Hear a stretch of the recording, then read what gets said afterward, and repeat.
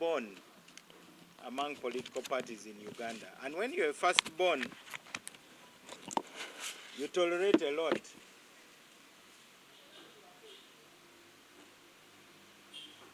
I have with me a document which has been prepared by those who are responsible.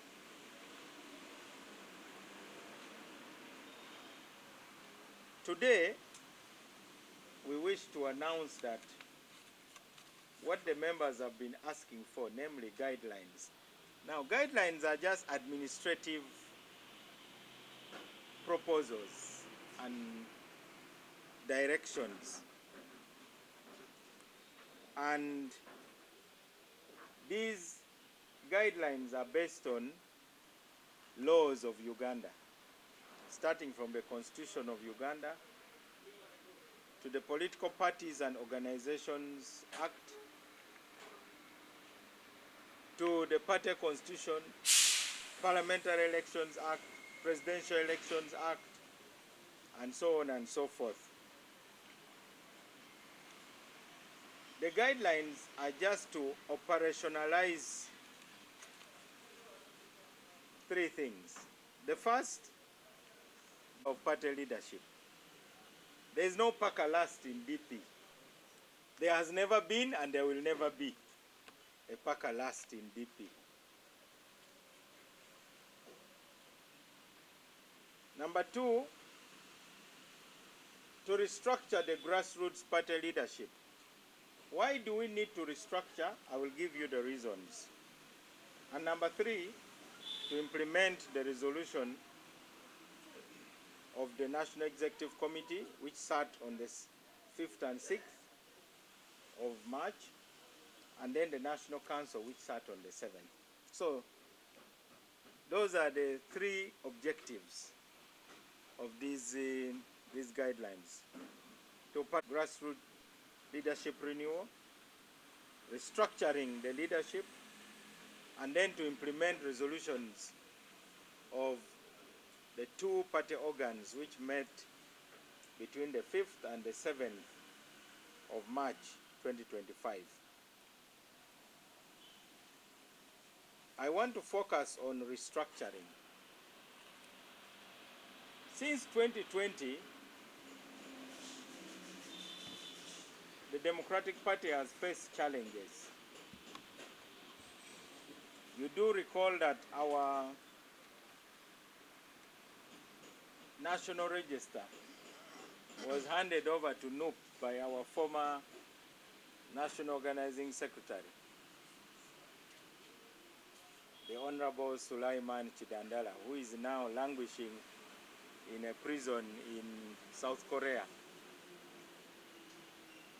They incited people here. They came to demonstrate singing Twagala Bobby Si Mao in our compound here. And they claim to be DPs. So I was wondering what sort of DPs are those?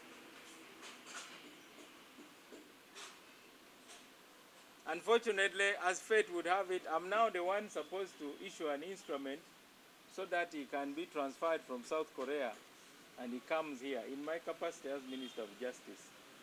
So you can see that God can really play jokes. Somebody who you have attempted to demean and abuse and insult is now the person who is going to bring you back home. And we shall bring him because it is our duty and he's a Ugandan citizen. That's the same category of Justice Lydia Mugambe, who we also have to do our best to bring back home under the law relating to exchange of prisoners. So, registration of new members has been an uphill task because we are starting afresh. Secondly, our leadership structure was infiltrated by people with divided loyalties. So I gave my instructions to the Secretariat to ensure that we have a verification process. And I want to repeat those to the National Organizing Secretary, that he now has a duty to do what is called branch inspection. In other words, to clean up our leadership structure of the party. Why do we need a cleanup? We need a cleanup because we want those who claim to be DP to be truly DP. That way, we shall be able to achieve those three objectives.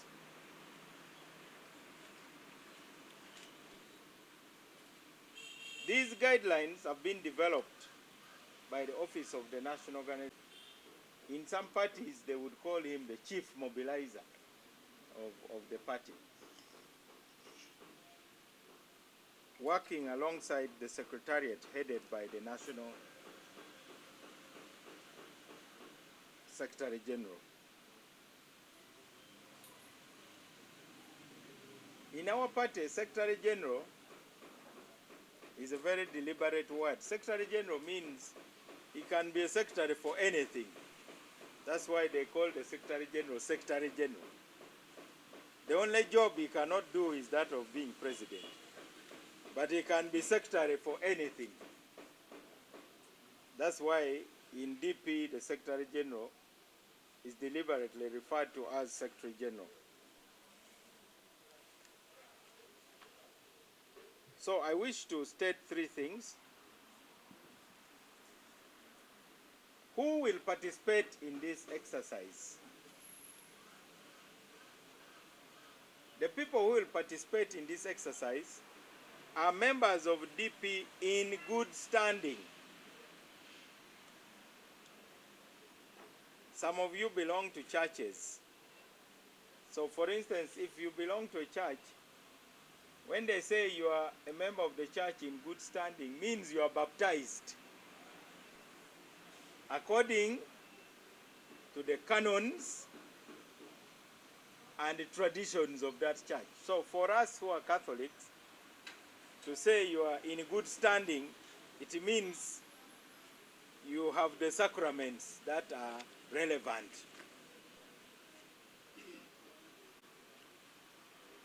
Which means you must be a registered member on the national database. So I wish to start by warning those who claim to be having registers. There is only one register, and it is at the headquarters. And the custodian is the Secretary General.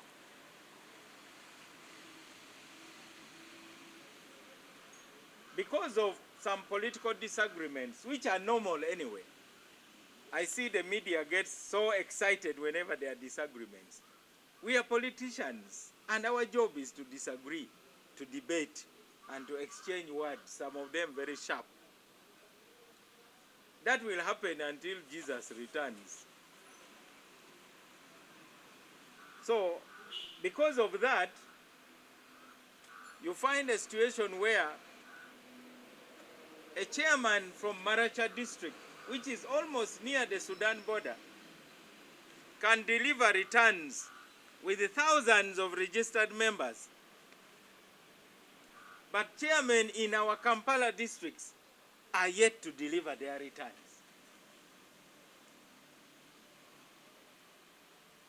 Why? Because of political posturing. And the political posturing is based on a very silly idea that to win the next election, you must distance yourself from Mao, who has sold the party, who has now been captured by NRM. So this posturing is not actually for building DP. This posturing is for their so-called electorate. I find that kind of posturing to be very cheap.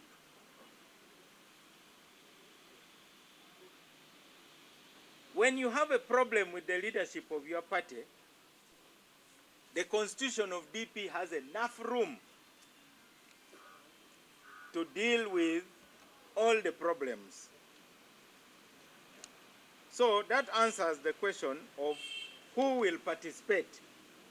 Members in good standing who are on the national register. The rest, really, they are none of our business. What can we do? This is like UNEB. Unless you are registered, you can't show up. Even if you are the most brilliant, who can recite these other tough books we used to read, like Backhouse of Mathematics, and so on. The examiner will say, sorry, you are not registered to sit. Because the requirement is not that you are brilliant or that you are prepared for the exam. The requirement is that you are registered to sit the exam. So that is. The second question is, who will supervise this process? Now, the supervision happens hierarchically. I'll mention it. The NEC supervises the districts supervises the constituency supervises the sub-county supervises the parishes or wards, the parishes supervise the villages and all cells. That's the straight answer of who supervises who.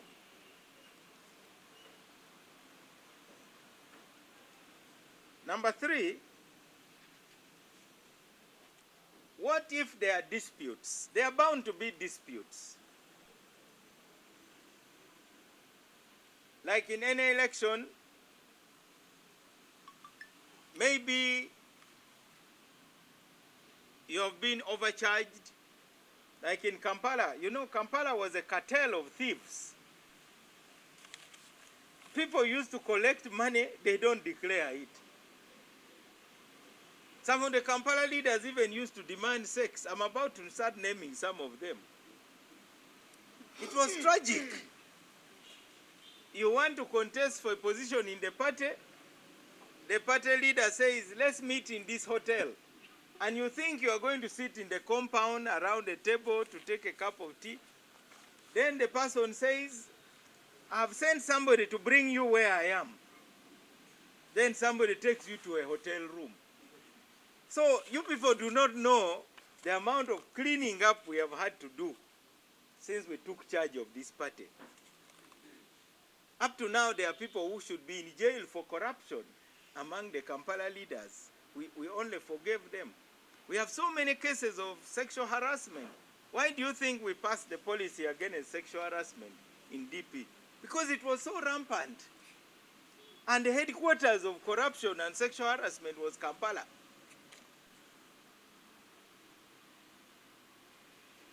And that crusade has continued. Now, at least, our young ladies are safe from the predators, who, if I'm provoked, I will start naming.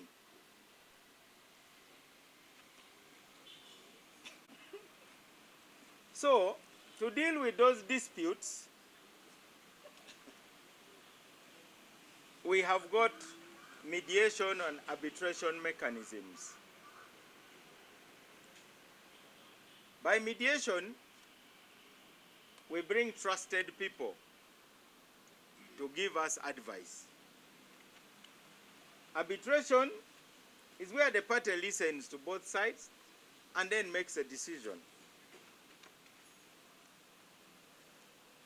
So those are the 3 general guidelines to avoid confusion. There should be no confusion about who is allowed to participate. It is not a general happiness. Just like I cannot go for Hijjah, you know, and Norbert Mao saying I'm also lining up to go for Hijjah because I can afford an air ticket to go to Mecca. That would be the joke. I'm just a tourist. So this process is not for political tourists and nomads. It is for members of DP in good standing. Fortunately, because I've been around here for some time, I now know the nomads, and we know how to deal with them. Then, super is hierarchical. And then, where there's a dispute, we have a mechanism to resolve it. I would like to assure all the members of DP, and indeed the nation, that whatever is wrong with DP can be fixed by whatever is right with the DP. There are so many things that are right with the DP. They can fix all the wrongs. Let me give you my own personal example on how a leader who is aggrieved can marshal political tools to see that they are listened to by party leaders. 2005, I showed up as a presidential candidate in Nambole. I was a candidate. I was beaten fairly and squarely, and I congratulated the winner. Then I saw the processes of election of other leaders, which was not done in accordance with the party constitution. It was basically a mob.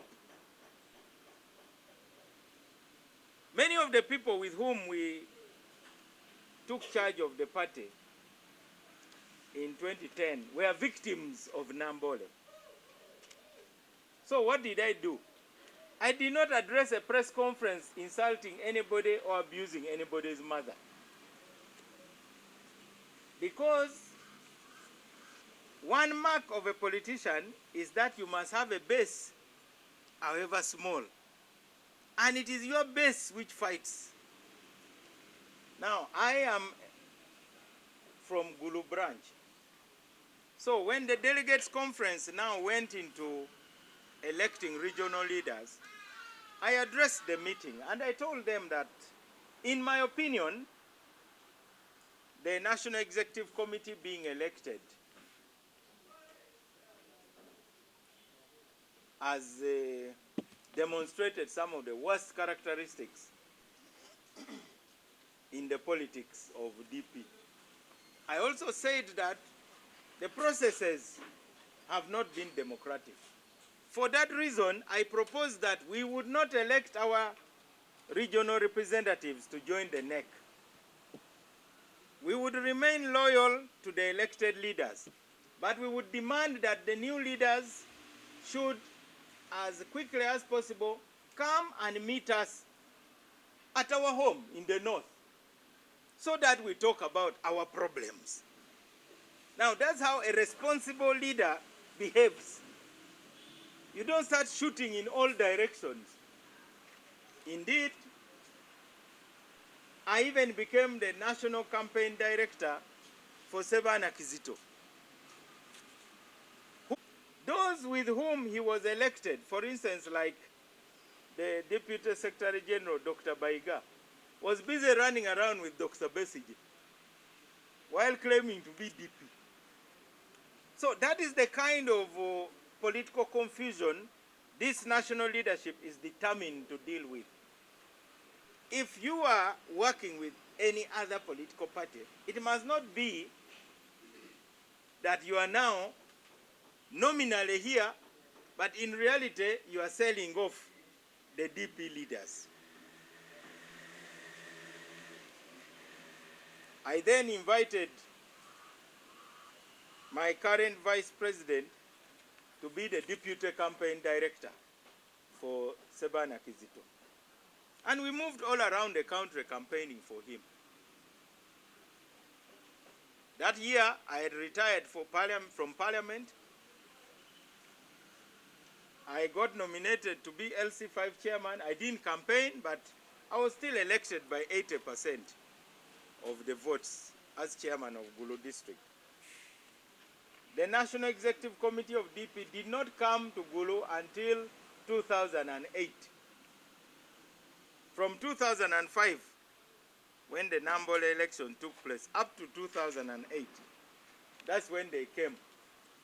We waited patiently, and we remained loyal to the leadership. So this is how to manage disputes in a political party.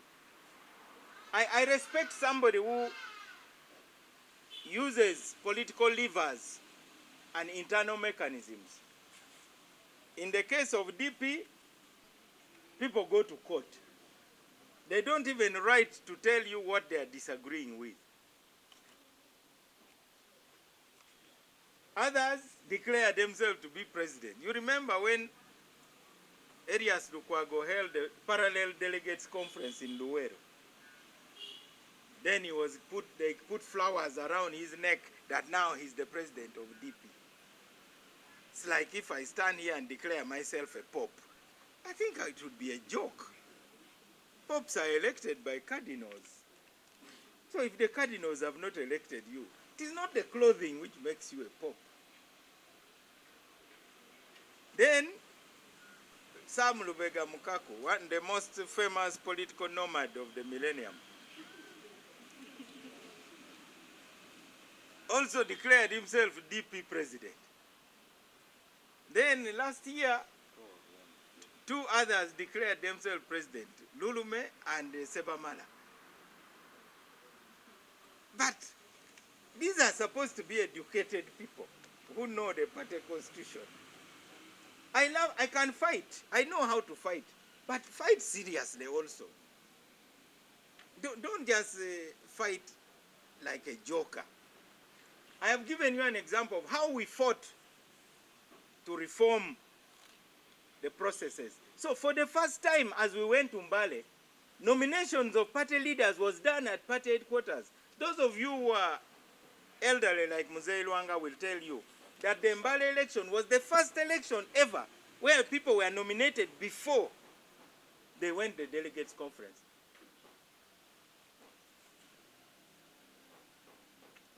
That was a major reform for which we fought. There is actually enough room in DP to change how the party runs, provided you are serious. So we feel insulted when people who are not serious are confusing people. Our group was very serious, and it means that when you are serious, you tell each other the truth. I've always told you, for instance, my current vice president wanted to be vice president of the party in Mbale. But we were going for a generational shift of leadership. We were moving from the generation, imagine the people who had been leading DP were people born in 1920s and 1930s. Now we jumped a generation. The person who would have been of the next generation was Haji Sebagala. That's the generation born in the 40s and 50s. I want you to get this clearly.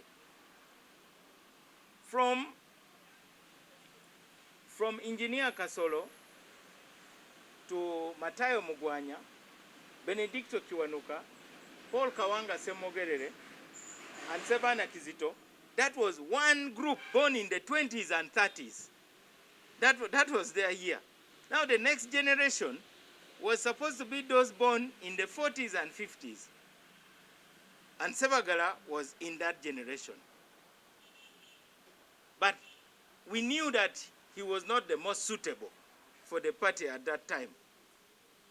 And we had prepared to win, and we knew we were going to win. And we also had the support of the incumbent president, who wanted a generational shift. So I had the difficult task of inviting my vice president now, Honorable Mbide, to a very difficult meeting. Being a national legal advisor who has performed better than him, defending the party in over 40 cases. So I'm elaborating this point that in DP, there is enough room to settle disputes without going into unnecessary conflict. And that is really the advice I would like to give to all those who are running around with all sorts of things. 2 days ago, I got a call from a journalist who was asking me that the party, that myself and Honorable Siranda, we sat in a committee of two, and we have set outrageous nomination fees to lock out people from holding positions in DP. We are daily begging people to come and lead this party. Why would we make money stand in their way?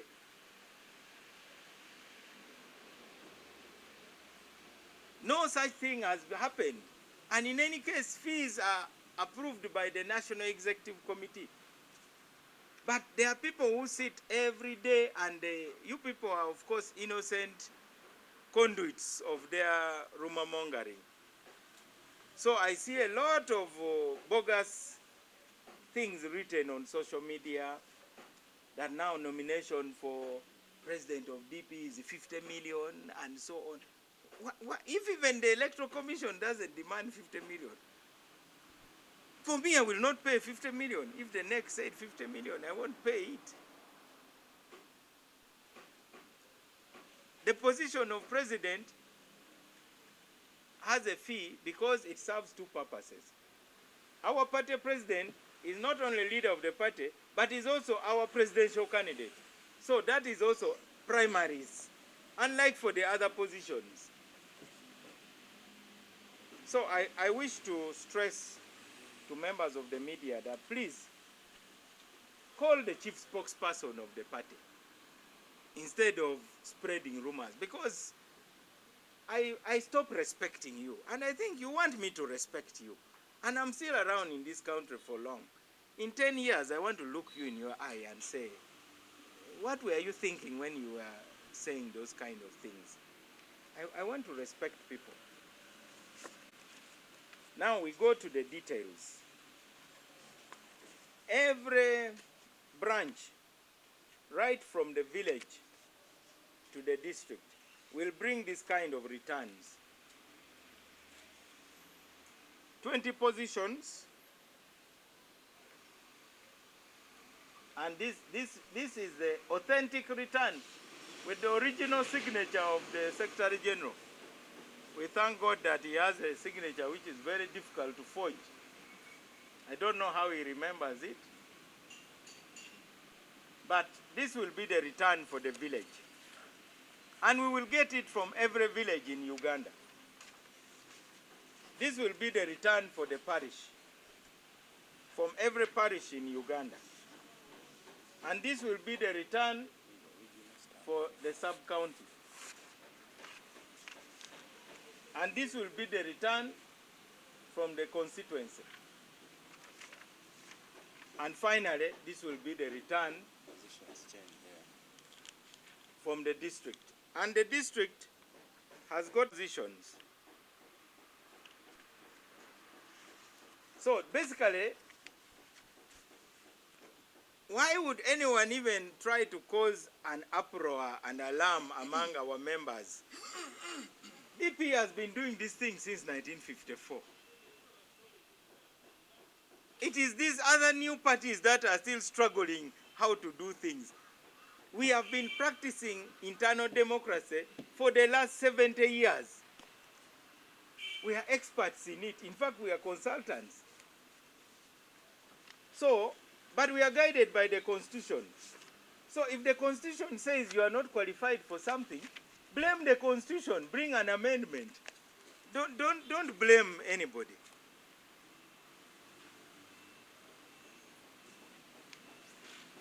And trying to break the Constitution is an offense. That's why we punish defilement. If you purport to carry out functions of a husband and a wife on somebody below 18, you'll go to prison. And there's no other evidence which will be required. The only evidence is the one of age. You cannot say, this one is really mature. You can't bring that kind of evidence. So, let us draw a line between the negotiables and non-negotiables. The constitution of DP is non-negotiable. And whatever we have said here is in line with that. So now we go to the composition of those who elect the district leaders. Delegates conference. That is all members of the district executive committee, the constituency women leaders and their deputies, all constituency youth leaders and their deputies.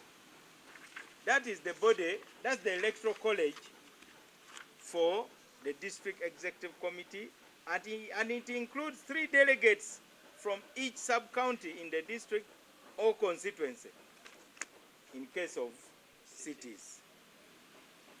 So that is the body which elects the district executive. And then the constituency delegates conference is all members of the constituency executive committee, all the sub-county women leaders and deputy women leaders, all sub-county youth leaders and deputy youth leaders, and the 3 city and 2 rural delegates from every parish. That is the electoral college. Now, all these must be people who are in good standing. That one is non-negotiable. In other words, you must be on the register. Then, we go to the sub-county delegates conference, which is the entire sub-county executive committee, all the parish women leaders and deputy leaders, parish youth leaders and deputy youth leaders, and 3 delegates from every parish. That is the group that elects the sub-county division executive committee. That's their delegates conference. And then it goes to the parish executive committee, which is elected by the parish delegates conference, which is the entire executive of the parish, all the village women leaders and deputy women leaders in that parish, and all the village youth leaders and deputies in that parish, and then 5 delegates from each village in the parish. And then you now go to the village. That's the cell. We call it a village general meeting. And these are the people who sit in it. Chairman and deputy chair, secretary, deputy secretary, treasurer, deputy secretary, organizing secretary, deputy organizing secretary, women leader, deputy woman leader, youth leader, deputy youth leader and secretary, secretary for PWD and deputy, secretary for the elderly and deputy, and then any 5 elected members from the village. That constitutes the executive. But the delegates conference is all the members of the party in the village. So however many you are, if you are 1,000 in a village, all of you are members of the delegates conference. I think there is no better democratic process than the one of DP at that level. So anybody who really wants to build DP should start from the grassroots. Now that we have dispelled some of the that are really malicious, we hope we will now get proper reporting that in DP, the question of who is qualified to make a particular decision is a constitutional matter. I cannot sit with the Secretary General and to arbitrarily announce nomination fees. The only power we have is the power to recommend. And we recommend based on serious thinking. I hope the Office of the National Organizing Secretary will now issue these guidelines in even greater detail. Now remember, the center of all these activities is the National Executive Committee, the national leadership. And I've told my colleagues, the leaders, that given, I would even call it a state of emergency. We are really in a state of emergency as a party. Because there are people who started issuing fake registration books.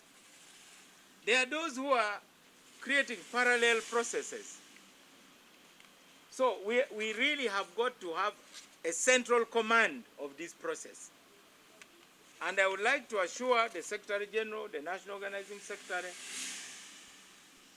and those who are going to be supervising these processes, that you have my full support as President of the party, and the full weight and powers of the office of the president of DP solidly behind you. Nobody, anybody who is fighting you must know that they are also fighting me directly, because we all swore to defend the DP constitution. I hope this lays to rest any questions as to what DP is doing. The National Delegates Conference, which we hope and have planned to have in May, end of May, in Mbarara city. Remember, we started from Mbale in the east. We came to Katomi in Wakiso.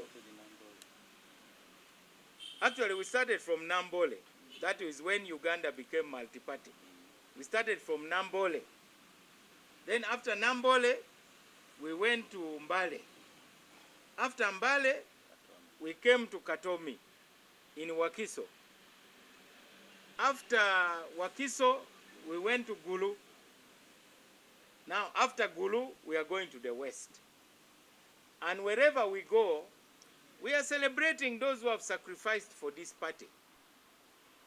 This party cannot be held, cannot fit in anybody's briefcase. That's not the DP that I know. Many of you witnessed what went on in Soroti.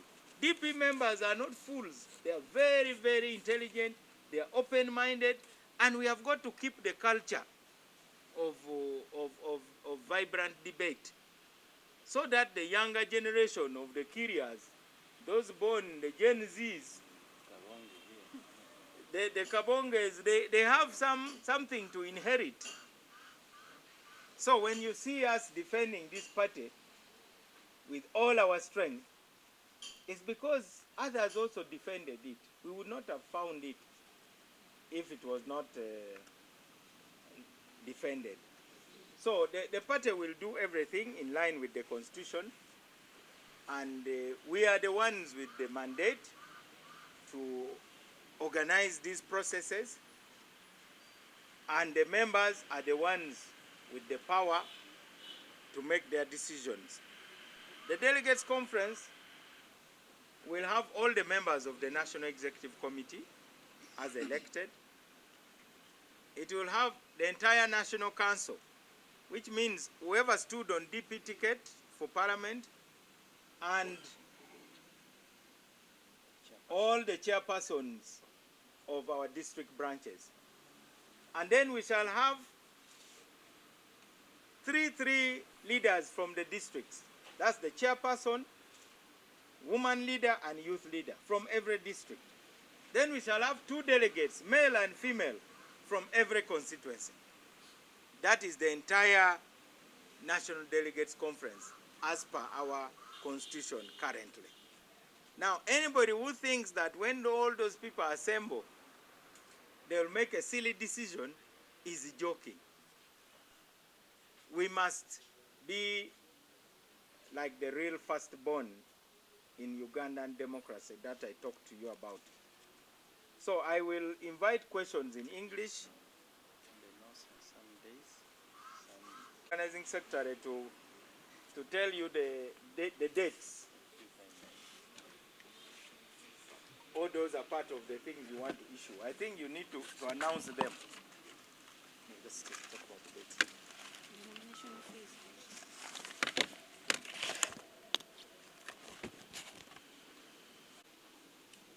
The statement I made, I thought, was very clear, that they are yet to be determined, the current ones. But we can have the old ones sent to you, because the topic seems to be exciting very many people. We'll send you the old fees. So if they are supposed to be revised, they will be revised. You know, it is like a budget. The budget is going to be read, and you are going to ask, what was the VAT? Will it change or not? But that's yet a decision to be made. Right now, there are actually no new fees that have been prescribed. Even there is no recommendation, and there is no decision. But like I said, we always try to peep beyond to see people's motives. Because there are people who think that our struggles in the party, now that we have brought the party to a part where it is so attractive, they think we are locking them out through high fees. Fees are not intended to lock out anybody. Fees are intended to raise money to help the process. I'm sure even you in Uganda Journalists Association, you pay nomination fees. I don't know how low or how high they are, that you pay 20,000. To vote, by the way, not to contest. So anyway, when those decisions are made, we shall communicate them. Actually, for them, they even pay to vote. Any other question in English, in Luzungu? Okay.